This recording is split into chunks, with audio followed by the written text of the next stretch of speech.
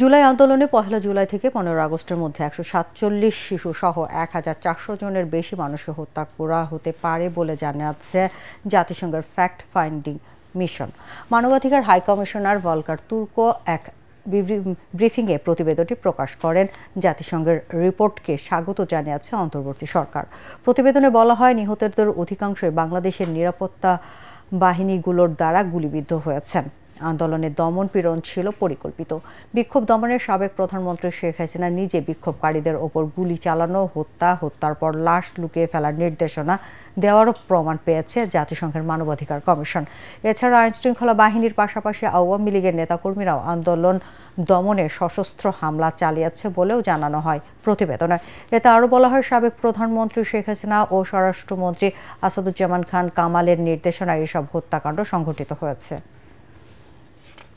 Wondering if you The top echelons of the previous government were aware and in fact were involved in the commission of very serious violations of for instance, enforced disappearances, arbitrary detention, the suppression of the protests through violence. And what it means as well is, these are findings, and there's a certain standard that we use when it comes to human rights inquiries.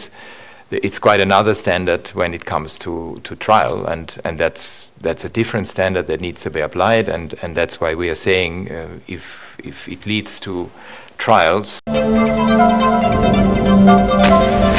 বিরোধী মত দমনের torture sell Aynaghor তৈরি সহ নানা অপকর্মের মাধ্যমে দেশে আয়ামে জাহিলিয়া প্রতিষ্ঠিত করে গেছে আওয়ামী লীগ। এমন অপরাধের সাথে জড়িত প্রত্যেকের বিচার করা হবে বলে জানাচ্ছেন প্রধান উপদেষ্টা ডক্টর মোহাম্মদ ইউনূস। বিদেশি সাংবাদিক ও ভুক্তভোগীদের নিয়ে আয়নাঘর পরিদর্শনে গিয়ে তিনি এমন মন্তব্য করেন। প্রতিরক্ষা গোয়েন্দা মহাদপ্তরের ডিজিএফআই যৌথ জিজ্ঞাসাবাদ সেল, র্যাব ২ ও র্যাব সদর দপ্তরের গোপন বন্দিশালা পরিদর্শন করেন প্রধান উপদেষ্টা। এ সময় প্রধান উপদেষ্টার সঙ্গে গণমাধ্যমের প্রতিনিধি এবং ভুক্তভোগীদের কয়েকজন উপস্থিত ছিলেন। ভুক্তভোগীরা তাদের ভয়াবহ অভিজ্ঞতার কথা তুলে ধরেন। প্রধান উপদেষ্টা বলেন, সারা দেশে এমন অসংখ্য আয়নাঘর রয়েছে যার প্রকৃত সংখ্যা এখনো অজানা। বিগত আওয়ামী লীগ সরকারের শাসনামলে বিরোধী মতের বহু মানুষকে তুলে নিয়ে বিচার বহির্ভূতভাবে অজ্ঞাত স্থানে আটক রাখার অভিযোগ ওঠে। তুলে নেওয়া সেসব মানুষদের অনেক দিন পর পরিবারের কাছে ফেরত এলেও এখনো খোঁজ মেলেনি অনেকের।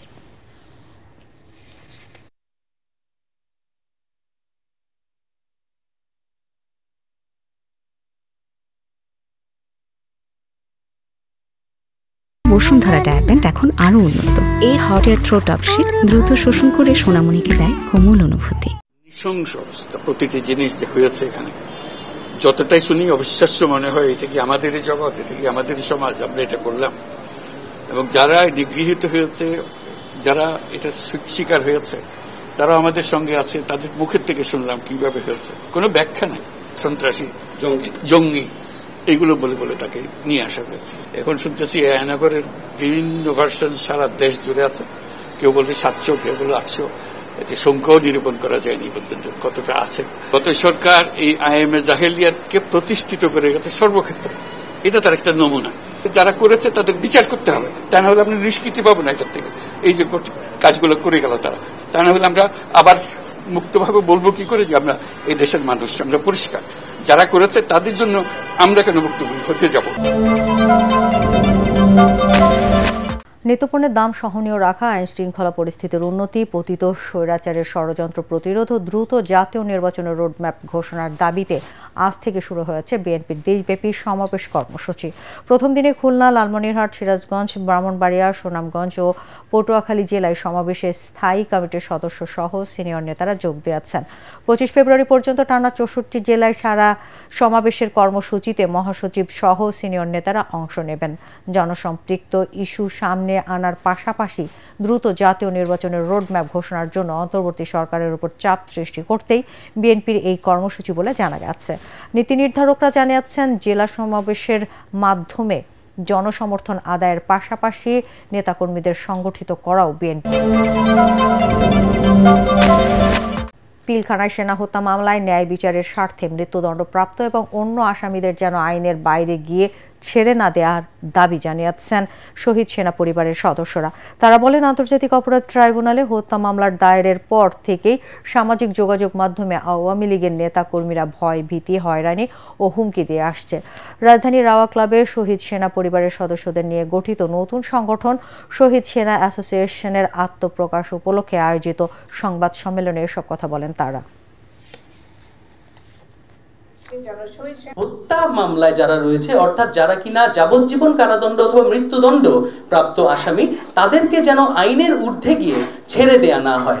আওয়ামী লীগকে আসলে মানে মনে করেন অ্যাভয়েড তো করা যাচ্ছে না, কারণ তারা সংখ্যায় অনেক বেশি। এই মুহূর্তে অ্যাক্টিভ অথবা রিঅর্গানাইজ না হলেও তারা অন্ততপক্ষে অনলাইন যথেষ্ট তৎপর, এবং মূলত হচ্ছে গিয়ে তাদের তরফ থেকে এই হুমকি স্বরূপ আচরণ আমরা পাচ্ছি। আনসার সদস্যদের যৌক্তিক দাবিগুলো মেনে নেওয়ার জন্য আলোচনা চলছে, কিন্তু তাদের অযৌক্তিক কোনো দাবি মানা হবে না বলে জানিয়েছেন স্বরাষ্ট্র উপদেষ্টা অবসরপ্রাপ্ত লেফটেন্যান্ট জেনারেল জাহাঙ্গীর আলম চৌধুরী। গাজীপুরে আনসার ভিডিপির ৭৭তম প্রতিষ্ঠা বার্ষিকী ও ৪৫তম সমাবেশ শেষে সাংবাদিকদের প্রশ্নের জবাবে তিনি একথা জানান। দেশ গঠনে বাংলাদেশ আনসার বাহিনীর অগ্রণী ভূমিকা রয়েছে বলেও মন্তব্য করেন স্বরাষ্ট্র উপদেষ্টা। এ সময় স্বরাষ্ট্র মন্ত্রণালয়ের জননিরাপত্তা বিভাগের সচিব নাসিমুল গনি ও আনসার ভিডিপির মহাপরিচালক মেজর জেনারেল আব্দুল মোতালেব সাজ্জাদ মাহমুদ সহ ঊর্ধ্বতন কর্মকর্তারা এ সময় উপস্থিত ছিলেন। দেশ গড়ার কাজে আনসারের কিন্তু সবচেয়ে বড় ধরনের ভূমিকা ছিল এবং আছে। ভবিষ্যতে তারাই কিন্তু সবচেয়ে বেশি কাজ করে যাচ্ছে। গ্রামে গঞ্জে সব জায়গায় কিন্তু তারা আছেন, এবং তারা আইন শৃঙ্খলা সাথে সাথে দেশের বিভিন্ন উন্নয়নমূলক কাজে তারা অংশগ্রহণ করে। যেগুলি যৌক্তিক দাবি ওইগুলি গুরুত্ব সহকারে বিবেচনা করা হইতেছে, আর যেগুলি অযৌক্তিক দাবি ওইগুলি তার বিবেচনা করা হবে না।